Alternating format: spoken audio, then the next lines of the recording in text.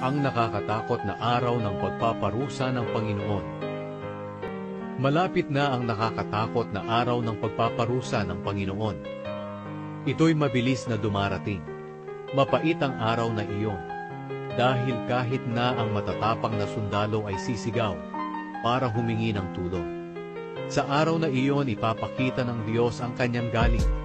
Magiging araw iyon ng bighati at paghihirap, araw ng pagkasira at lubusang pagkawasak. Magiging maulap at madilim ang araw na iyon, at maririnig ang tunog ng trumpeta at sigawan ng mga sundalong sumasalakay sa mga napapadirang lungsod at sa matataas na tore nito.